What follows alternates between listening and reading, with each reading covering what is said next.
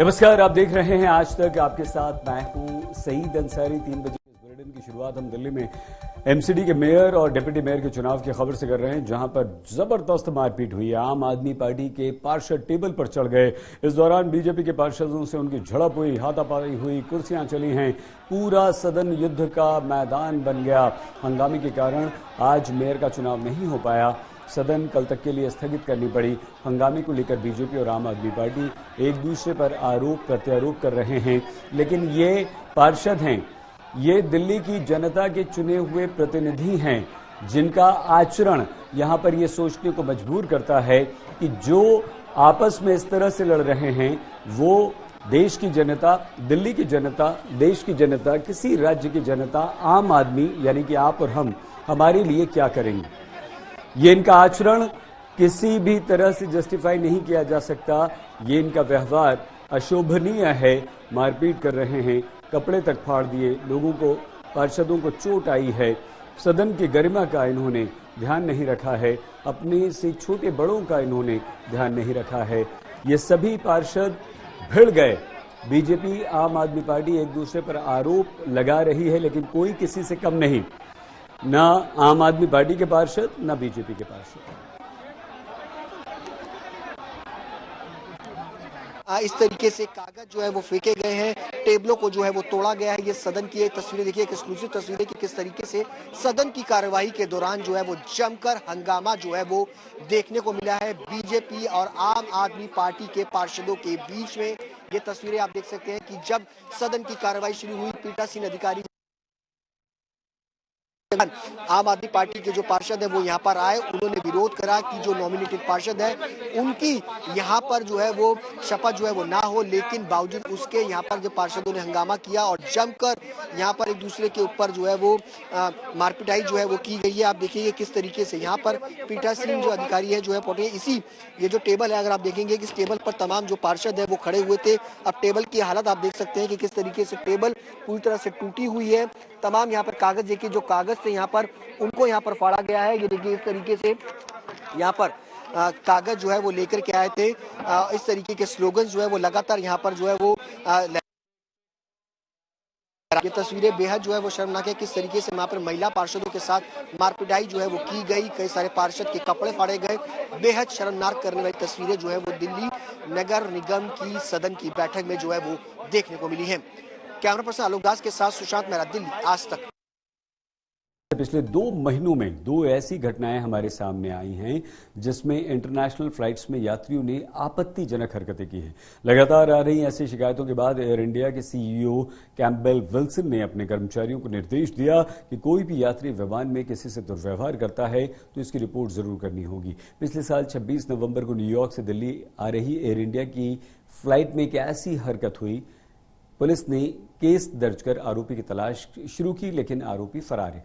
विमान में यात्रा कर रही बुजुर्ग महिला पर इस आरोपी, जिसका नाम शंकर मिश्रा है, उसने पेशाब कर दिया था। अब शंकर मिश्रा को खोजने के लिए मुंबई पुलिस छापे मार रही है। मुंबई से लेकर बेंगलुरु तक छापे मारे, लेकिन वो लापता है।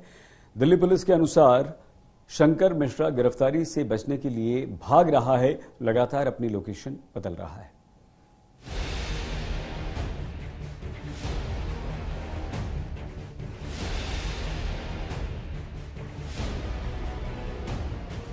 नाम शंकर मिश्रा, निवासी मुंबई, पहचान अमेरिकन कंपनी के वाइस प्रेसिडेंट और गुनाह बुजुर्ग सहयात्री पर पेशाब करना। शंकर मिश्रा नाम के इस आरोपी को दिल्ली पुलिस तलाश रही है। मुंबई से लेकर बेंगलुरु तक छापेमारियां हो रही हैं और ये अपने ठिकाने से फरार है। लुकआउट सर्कुलर जारी करने के बाद दिल्ली पुलिस की टीम कई इलाकों में जाके शंकर मिश्रा की तलाश कर चुकी है, जिसमें मुंबई भी शामिल है और बेंगलुरु भी शामिल है, लेकिन शंकर मिश्रा का अभी तक कोई पता नहीं लगा है। मुंबई के सबअर्बन इलाके कुर्ला में ये शंकर मिश्रा का घर है। आज तक ने यहां उनके परिवारजनों से बातचीत करने की कोशिश भी करी है, लेकिन ना तो आसपास कोई जानकारी देने के लिए तैयार है और ना ही शंकर मिश्रा के घर से कोई दरवाजा खोलकर कोई आगे जानकारी दे रहा है। मुंबई पुलिस का कहना है कि वो दिल्ली पुलिस के साथ पूरा सहयोग कर रही है, लेकिन अभी तक शंकर मिश्रा कहां है इस बात का पता नहीं लग पाया है। मुंबई में आरोपी शंकर मिश्रा पुलिस को तो नहीं मिला, लेकिन आज तक की टीम जब उसके ठिकाने पर पहुंची तो उसके पड़ोसी वहां जरूर मौजूद थे। यहाँ पर एक गाड़ी खड़ी है इस घर के बाहर और यहाँ पर लिखा हुआ है एडवोकेट बॉम्बे हाई कोर्ट, यानी कि कोई ना कोई इनके परिवार में वकील भी है। दूसरी बात, जब हम इस घर पर पहुंचे और यहाँ पर ये जानने की कोशिश की क्या फिलहाल शंकर मिश्रा यहाँ है या उनका कोई परिजन यहाँ पर है, तो घर लॉक है, घर पर कोई नहीं है, ऐसी जानकारी सामने आ रही है। दिल्ली पुलिस की एक टीम यहाँ पर मुंबई में है, शंकर मिश्रा को ढूंढ रही है, क्योंकि जो समन्स उनको भेजे गए हैं उसका रिस्पांस उन्होंने नहीं दिया है और घर में कोई वकील है तो क्या लीगल रिकोर्स वो ढूंढ रहे हैं, इस बात की भी जानकारी सामने आ रही है। फिलहाल पुलिस उनको ढूंढने में लगी हुई है और वो अभी तक लीगली उन्होंने किसी भी तरीके से कम्युनिकेशन पुलिस से नहीं किया है। इसको दिल्ली पुलिस ढूंढने आई थी, क्या आप उनको जानते हैं? उनसे कभी बातचीत हुई, उनसे कभी मुलाकात हुई?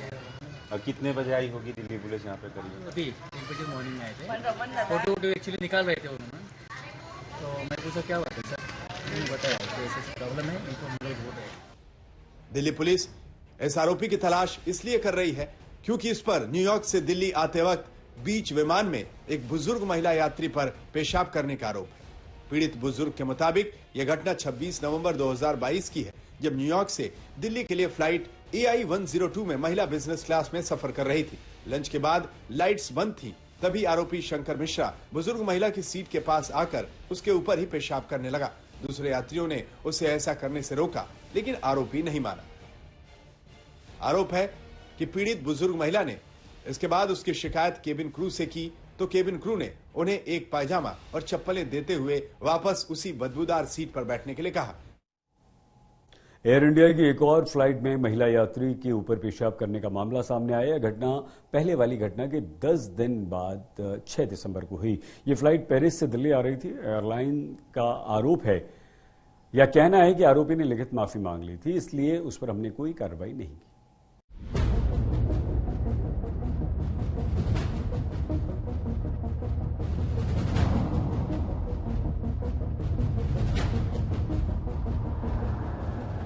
10 दिन के अंदर एयर इंडिया की 2 इंटरनेशनल फ्लाइट्स में एक ही तरह की वारदात हुई और एयर इंडिया ने तब तक कोई कार्रवाई नहीं की जब तक पीड़ित बुजुर्ग महिला ने टाटा एंड सन्स ग्रुप के चेयरमैन से शिकायत नहीं की।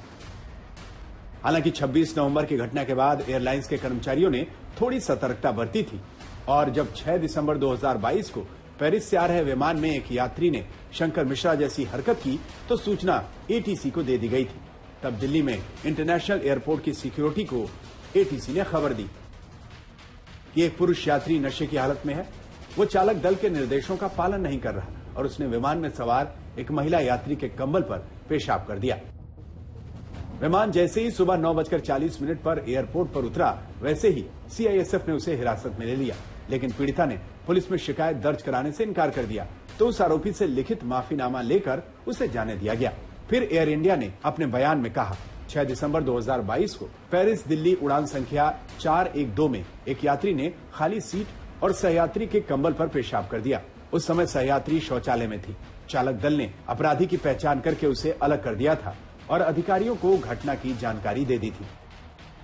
एयर इंडिया की उड़ानों और वो भी बिजनेस क्लास में हो रही इस तरह की घटनाओं को लेकर जब एयरलाइंस पर सवाल उठने लगे तो आज तक ने इसके नियमों की पड़ताल की तो पता चला कि बिजनेस क्लास और फर्स्ट क्लास में अल्कोहल सर्व करने की तय सीमा नहीं है। ड्रिंक लेने वाले यात्री कब सुध खो बैठे, इस पर क्रू का कोई नियंत्रण नहीं। लाइट्स ऑफ होने के बाद बिना बुलाए क्रू किसी सीट पर नहीं जा सकता। किसी विवाद की सूरत में अक्सर यात्री खुद समझौता कर लेते हैं। केबिन क्रू को बिजनेस क्लास की सीट बदलने का अधिकार नहीं है। हमारे यहाँ मालूम है कि इस तरह से ऐसी हरकतें करके बचना आसान है, उन्हें लगता है कि कोई सजा नहीं है, पर ये बहुत अच्छा एक पॉइंट है। एविएशन जो रूल करती है बॉडी, वो पूरा वर्ल्ड की एक बॉडी रूल करती है और उनके जो लॉज हैं बड़े स्ट्रिक्ट हैं, तो मुझे लगता है इन पे उस तहत अगर कार्रवाई की जाएगी तो ज्यादा इनके ऊपर कड़क रहेगी। पेरिस से दिल्ली की उड़ान के दौरान हुई घटना को लेकर जिस तरह केबिन क्रू ने सिक्योरिटी एजेंसी को रिपोर्ट किया था, वो चूक न्यूयॉर्क से दिल्ली की घटना के दौरान हुई थी। बुजुर्ग महिला पर पेशाब करने वाले शंकर मिश्रा के बारे में एयरलाइंस ने सिक्योरिटी एजेंसी को रिपोर्ट नहीं किया था, जबकि 2017 के सिविल एविएशन रिक्वायरमेंट रूल्स के मुताबिक ऐसे बेकाबू यात्रियों के बारे में तुरंत सुरक्षा एजेंसियों को रिपोर्ट करना जरूरी है। अब एयर इंडिया ने एक बार फिर अपने स्टाफ को यही कहा है कि ऐसी हर बदसलूकी की रिपोर्ट करना जरूरी है। मुंबई से पंकज उपाध्याय, दिल्ली से पॉलिमी साहा के साथ आज तक ब्यूरो। दिल्ली की सर्दी ने देश के तमाम हिल स्टेशंस को पीछे छोड़ दिया है। लगातार दूसरे दिन शिमला, देहरादून, धर्मशाला, डलहौजी तमाम हिल स्टेशन से भी कम न्यूनतम तापमान दिल्ली में दर्ज हुआ है।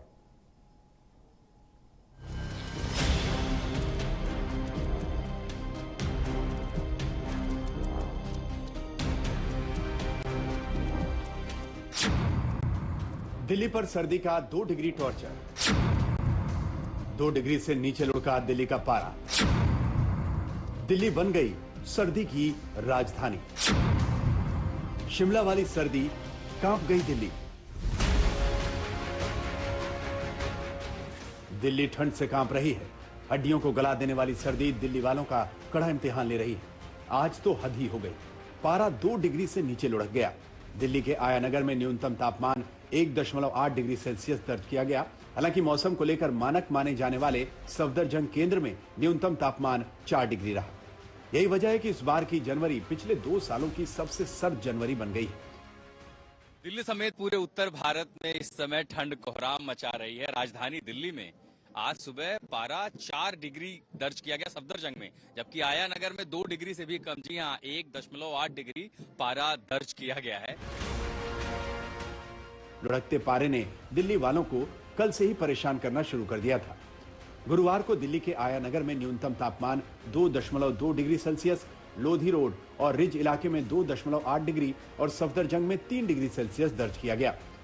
सर्दी के मामले में दिल्ली ने कल पहाड़ी इलाकों को भी पीछे छोड़ दिया। कांगड़ा में न्यूनतम तापमान कल 3.2 डिग्री सेल्सियस, शिमला में 3.7, मसूरी में 4.4 और डलहौजी में 4.9 डिग्री सेल्सियस दर्ज किया गया था। इस सर्दी में जहां ज्यादातर लोग घरों में दुबकते हैं, वहीं कुछ लोग देर रात को इंडिया गेट पर तफरी करते नजर आए। आधी रात का वक्त है साहब, ठंड नहीं लग रही? बिल्कुल भी नहीं। इंडिया गेट क्योंकि दिल्ली की सर्दी जो है ना वो दिल वालों की है। दिल वालों की है? दिल वालों की है। जो दिल्ली का मजा लेता है वही दिल वालों की सर्दी लेता है। बहुत ठंडा है इस समय तो और ज्यादा कपकपी लग रही, लेकिन ठंड नहीं लग रही। ठंड नहीं लग रही मैडम, मैं इंडिया गेट पे खड़े, इंडिया गेट पे ठंड लगती नहीं है। इंडिया गेट पे ठंड लगती है? ठंड लगती नहीं है दिल्ली। बता दो, पता चले जिसको जिसको ठंड लग रही है वो यहीं पे आ जाएगा कि यहाँ पे आ जाए, ठंडी नहीं लगेगी उसको। प्यार तेरा दिल्ली की सर्दी। दिल्ली वालों के लिए जनवरी का महीना दोहरी मुसीबत साबित होता है। एक तरफ सर्दी, दूसरी तरफ कोहरा, लेकिन इस मुसीबत के बीच दिल्ली के रक्षक मुस्तैद दिखे। मेरे पीछे इंडिया गेट है। यूं तो यहाँ पर रात के वक्त भीड़ भाड़ काफी ज्यादा बढ़ जाती है, लेकिन सुरक्षा के मद्देनजर लगातार वहां पर सुरक्षा कर्मियों को वहां पर तैनात किया गया है। वो लोगों को हटाने का काम कर रहे हैं। यहाँ पर जो सुरक्षा कर्मी है उनकी ड्यूटी लगाई गई है। ये जो टेंट है इसमें आप देखेंगे एक हीटर जरूर जलता हुआ नजर आ रहा है, लेकिन इनको रात में जब कड़ाके की ठंड पड़ रही है आधी रात को, देखिए कुछ लोग इसमें बैठे हुए हैं, लेकिन बहुत ज्यादा ठंड है और कुछ लोगों की बाहर तैनाती की गई है। दूसरी तरफ ये पूरा बैरिकेड लगाया गया है। यहाँ पर आप देखेंगे पूरी बैरिकेडिंग की गई है। यकीनन अब उत्तर भारत के तमाम इलाकों में न सिर्फ घने कोहरे का प्रकोप झेलना पड़ा है लोगों को, बल्कि आगे आने वाले वक्त में स्थिति और ज्यादा बिगड़ सकती है। खास तौर से राजधानी दिल्ली को लेकर मौसम विभाग की ओर से ऑरेंज अलर्ट जारी किया गया है। ऐसे में अगर आप दिल्ली के रहने वाले हैं तो अपना पूरा ख्याल रखें, और अगर कोई दिल्ली घूमने का प्लान बना रहा है तो जब भी वो सड़कों पर आए तो पूरी तरह से अपने आप को सुरक्षित ढक कर निकले, वरना यहाँ पर ठंड की चपेट में आकर आप खुद को बीमार कर सकते हैं। अब आगे आने वाले वक्त के लिए कैसी रहेगी तैयारी, इस पर लगातार रहेगी आज तक की नजर, लेकिन ठंड का प्रकोप झेलने के लिए तैयार रहे राजधानी दिल्ली। कैमरा पर्सन संजय कुमार के साथ चित्रा त्रिपाठी, इंडिया गेट, दिल्ली आज तक। दिल्ली में मेयर चुनाव को लेकर आज जो हंगामा हुआ है, बीजेपी कर रही है प्रेस कॉन्फ्रेंस, आपको सीधे लिए चलते हैं। आज में एक दुर्भाग्यपूर्ण दिन रहा और आज जो ये लड़ाई झगड़ा एमसीडी में हुआ उसके बाद में आम आदमी पार्टी ने 2 बातें प्रमुख रूप से कही।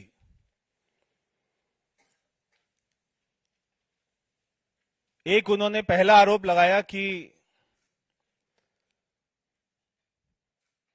सारे पार्षदों का जब शपथ ग्रहण स्टार्ट हुआ तो उसमें सबसे पहले मनोनीत पार्षदों का शपथ क्यों हुआ। मैं आपको दिल्ली सरकार का 5 तारीख का नोटिफिकेशन दिखाना चाहता हूं। यह नोटिफिकेशन ये कहता है कि राष्ट्रीय राजधानी क्षेत्र दिल्ली के उपराज्यपाल अधिनियम की धारा 77 के अधीन महापौर के चुनाव के लिए सुश्री सत्या शर्मा, क्योंकि एक इसमें पीठासीन अधिकारी बनाया जाता है जो सारे पार्षदों को शपथ दिलाता है। ऐसे हमारे लोकसभा में भी होता है, ऐसे हमारे विधानसभा में भी होता है। और ये आगे कहता है कि सुश्री सत्या शर्मा को श्री संतोष कुमार राय, जिला दंडाधिकारी जो वहां के डीएम है, नई दिल्ली द्वारा धारा 32 के अनुसार शपथ दिलाई जाएगी। उसके बाद जो आखिरी लाइन है ये बहुत ही महत्वपूर्ण है। ये आखिरी लाइन कहती है, अन्य पार्षदों को पीठासीन अधिकारी द्वारा शपथ दिलाई जाएगी। अन्य सभी पार्षदों को, इसमें कोई क्रम नहीं बताया कि पहले नॉमिनेटेड आएंगे या पहले इलेक्टेड आएंगे। ये पीठासीन अधिकारी के विल के ऊपर है कि वो अपना किस क्रम में दिलाना चाहते हैं, क्योंकि इलेक्टेड मेंबर 250 हैं और जो नॉमिनेटेड मेंबर हैं वो केवल 10 हैं। इसलिए उन्होंने 10 से शुरू करके और बाद में 250 पर जाने के लिए सोचा होगा। मैं आम आदमी पार्टी से और उनके सभी कार्यकर्ताओं से, जिन्होंने आज वहां पे पार्षदों ने सारा हंगामा किया, उनसे पूछना चाहता हूं कि अभी मीनाक्षी जी ने बताया कि ये जो डीएमसी एक्ट है ये सेंट्रल गवर्नमेंट बनाती है और अभी ये 3 एमसीडी की 1 एमसीडी हुई। हमको पता था कि दिल्ली में 70 में से 63 एमएलए आम आदमी पार्टी के हैं। अगर हमको ये सब करना होता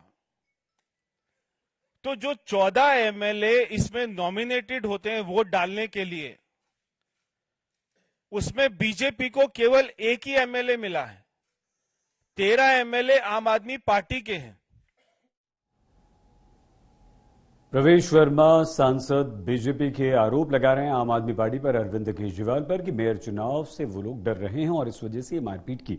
फिलहाल लौटते हैं हमारे कार्यक्रम पर। दिल्ली में जबरदस्त कड़ाके की ठंड पड़ रही है। शाम होते ही दिल्ली में लोग घरों में दुबक जाते हैं, लेकिन ऐसे लोग भी कम नहीं जो सर्दी के बाद भी अपने कर्तव्य पथ पर अडिग हैं।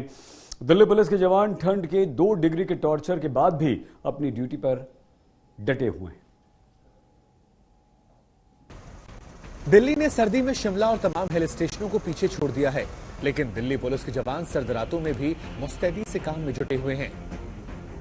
रात के 2:30 बज रहे हैं और तापमान है 5 डिग्री। जब ज्यादातर लोग रजाई के अंदर घुस के चैन से सो रहे हैं, तब दिल्ली पुलिस तैनात है। मैं जिस जगह खड़ी हूँ ये वीआईपी जोन है। एक तरफ है इंडिया गेट तो दूसरी तरफ है राष्ट्रपति भवन। कुछ नजर नहीं आ रहा है क्योंकि कोहरा इतना ज्यादा है। पीछे जो चेकिंग चल रही है ये दिल्ली पुलिस के लोग यहाँ पे कर रहे हैं।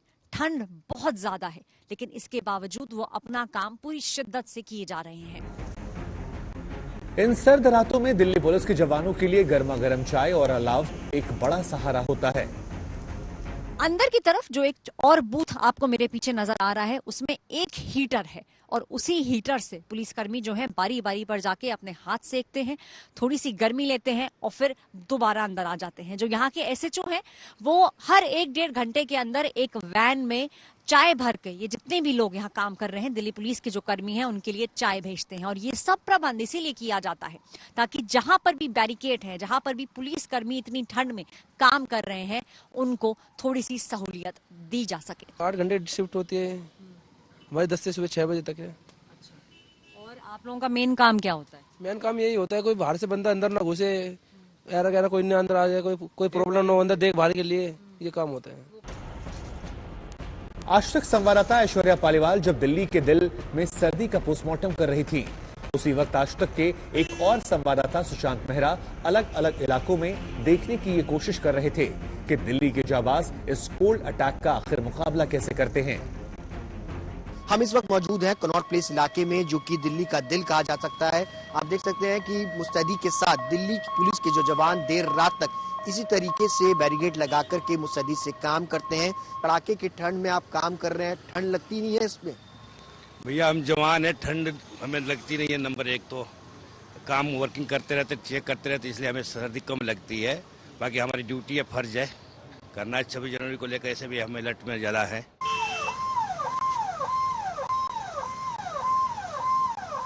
हमारे अफसरों की तरफ से चाय की व्यवस्था की गई है। रात को हमारे को चाय यहाँ मिलती है 2 बार और हम सही तरीके से ड्यूटी कर रहे हैं। टफ रहता है इस तरीके से? ड्यूटी तो बहुत टफ है, लेकिन फर्ज हमारा है, देश के प्रति समाज के प्रति फर्ज है तो हमें करना ही है। और भी आप देख सकते हैं कि किस तरीके से चारों तरफ जवान, दिल्ली पुलिस की पीसीआर वैन इसी तरीके से पूरी रात पेट्रोलिंग जो है वो करते हैं। कैनॉट प्लेस से हम पंचकुइया रोड पहुंचे। यहाँ पर लोग अलाव तापते हुए नजर आ रहे थे। इस बार से काफी ठंड पड़ी है हमारे यहाँ दिल्ली में, वैसे इतनी ठंड होती नहीं है। अभी हम ड्यूटी से आ रहे तो थोड़ा हम लगे आग सेक लें यहाँ पर। दिल्ली सर्दी से कांप रही है। सभी को सावधान रहने की जरूरत है, क्योंकि अगले 3-4 दिनों तक ये मुसीबत बरकरार रहने वाली है। ऐश्वर्या पालीवाल के साथ सुशांत मेहरा, दिल्ली आज तक। दिल्ली एनसीआर का हिस्सा है नोएडा, दिल्ली से सटा हुआ है नोएडा, और नोएडा भी दिल्ली की तरह ठंड से बुरी तरह से बेहाल है। कल आधी रात हमारी साथी शशि शर्मा नोएडा एक्सटेंशन के अलग अलग इलाकों पर निकली और ये जानने का प्रयास किया कि जो लोग मजबूरी में सड़कों पर रहते हैं उनकी ये सर्दी कैसे कट रही है।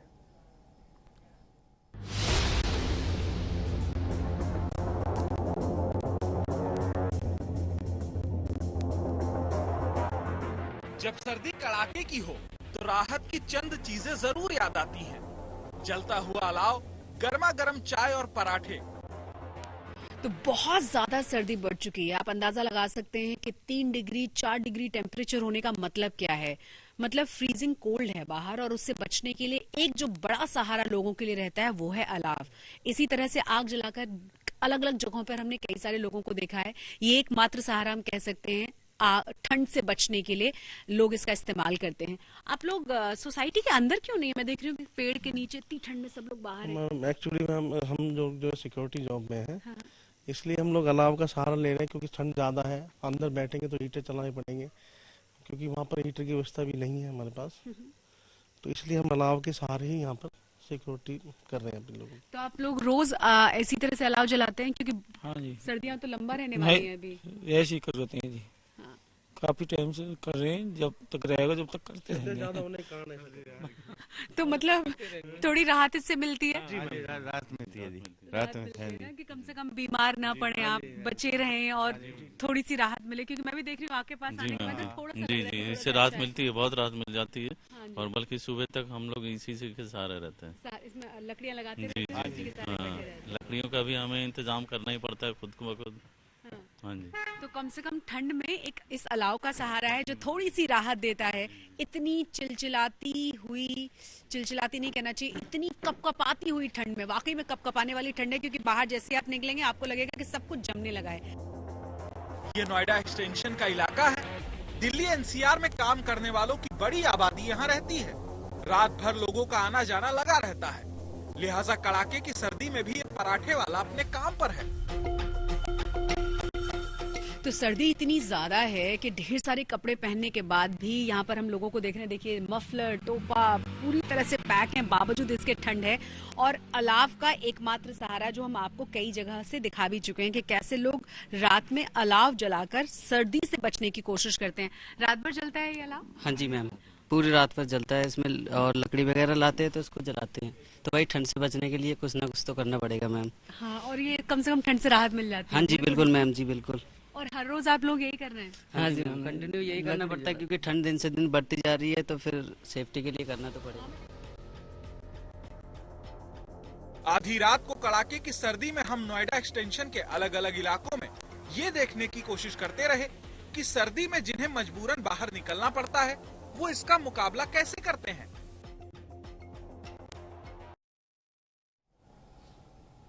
हमने आपको दिल्ली और नोएडा का हाल दिखाया, हमारे रिपोर्टर्स वहां पर पहुंचे। अब हम आपको उत्तर प्रदेश लिए चलते हैं। उत्तर प्रदेश के बाकी शहरों का हाल क्या है? लखनऊ से लेकर प्रयागराज तक ठंड जबरदस्त पड़ रही है।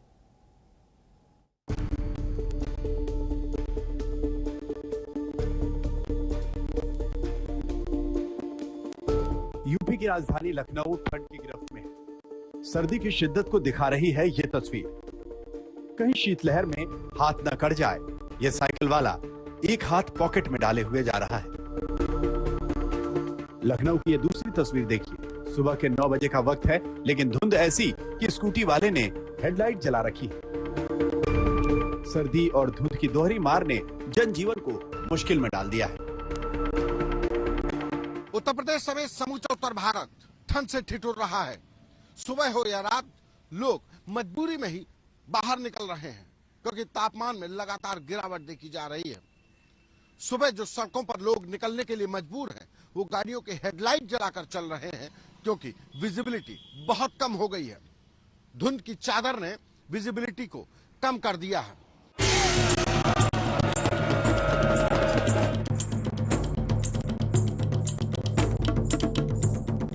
हाड़ कपाने वाली सर्दी के बीच प्रयागराज में माघ मेला शुरू हो गया है।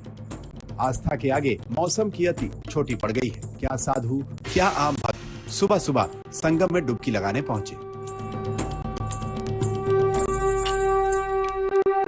माघ मकर रवि गति जब होई, तो तीरथ पति आव सब कोई, मज्जन कर फल फेंखिए तत्काला, काक होई पिक बकऊ मराला। लेकिन संगम तीरे वाले हालात प्रयागराज शहर में नहीं, लोग घरों में दुबके हुए हैं। सुबह देर तक सड़कों पर सन्नाटा पसरा रहा। जो लोग दिखे वो अलाव तापते नजर आए। दिल्ली एनसीआर उत्तर भारत में जबरदस्त ठंड पड़ रही है। दिल्ली में टेम्परेचर 2 डिग्री तक पहुंच चुका है। इस बुलेटिन में फिलहाल इतना ही। आप प्लीज अपना बहुत ख्याल रखिएगा। देखते रहिए आज तक।